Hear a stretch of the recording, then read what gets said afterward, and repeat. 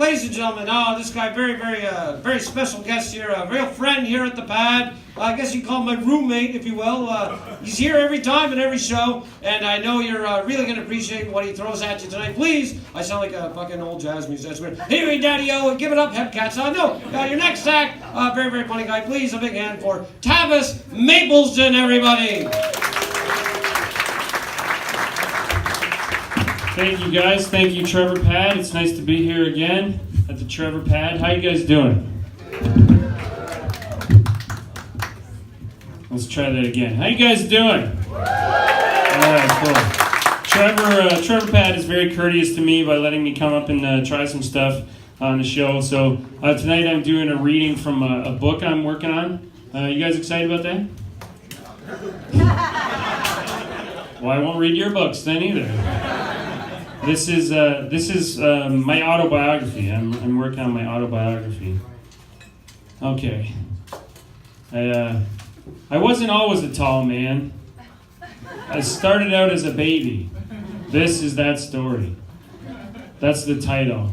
It's maybe a bit long. It's the first draft. I was born on a Friday the 13th. Some said it was bad luck, but I don't remember. I was only 1 day old. Also, they were jerks. Who would say that kind of thing to a 1 day old baby? A jerk, that's who. The nurses swaddled me in blankets and looked at each other with that look that says, "My God, did you see the size of that baby's penis? That baby is going to make some lady, or more likely some hundreds of ladies, very happy someday." Full disclosure, it was also Good Friday. You know, that holy day where some people worship the fact that their God was murdered. Man, I'd hate to see what they would call a bad Friday. 1979, the Chinese Year of the Goat, according to the Google search I did a couple days ago when I was writing this. I'd hoped for something badass like dragon or at least tiger, but I guess goat would have to do. The nurses would have probably guessed horse themselves. But that's just because of my giant horsecock-sized baby dick.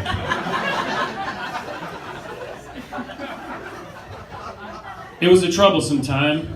Jimmy Carter was making a bid for worst U.S. president of all time. Sadly, a bid that wouldn't last into the modern day. Gloria Gaynor was crying, "I will survive," in her battle with the Doobie Brothers at the top of the charts to see who would, and here I wrote, find the title of some Doobie Brothers song. Don't know any. And somewhere a 9-year-old Ricky Schroeder, known best for his starring role on 80s sitcom Silver Spoons, was blowing out the birthday candles on his cake. No one gets that? It's my biography. You don't have to get all my references. At home, my grandparents watched over my older brother with bated breath, hoping for an heir finally worthy of the family name and not just some guy who once took $10 from me when we were teens and gave me a dancehall reggae artist Shabba Ranks tape cassette in return, even though I explicitly said I did not want it and I wanted instead to keep my $10, please. But enough about him. If you want to hear about him, you can read his book, I Was a Teenage $10 Thief, by Tavis's no good brother. I was born at 12:20 p.m., the lunch hour, which would explain why my dad was off getting a sandwich at the time. "Great, another mouth to feed," he exclaimed when he finally walked in, ironically not offering me any of his sandwich. But he looked proud, like he could see the potential in me to be great. A look that I would see come across his face from time to time over the years, up until the day he asked me to pass him a Robertson head screwdriver and got nothing but a blank stare in return. But honestly, Robertson, Phillips head, who names a screwdriver head after themselves? Call them crosshead and squarehead and save a generation of boys the shame of being put in charge of sweeping up the tool shed if you can, quote, figure out which one is the broom and which one is the dustpan.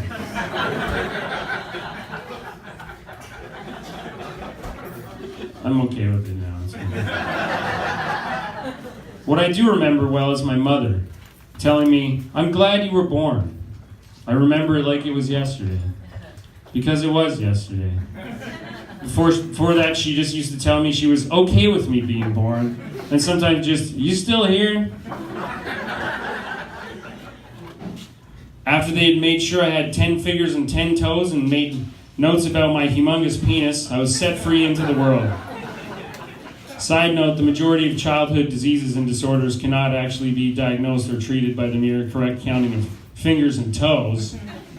Like, you can't really tell the kind of mental defect you'd have to write something like this and then force strangers to listen to it, you know? Can't count that on toes. And thus concludes, thank you guys, thus concludes my very first chapter. Stay tuned for more at a later date, such as the day I lost my virginity, and oops, no, found it again. Thank you guys very much. Thank you, Trevor Pad.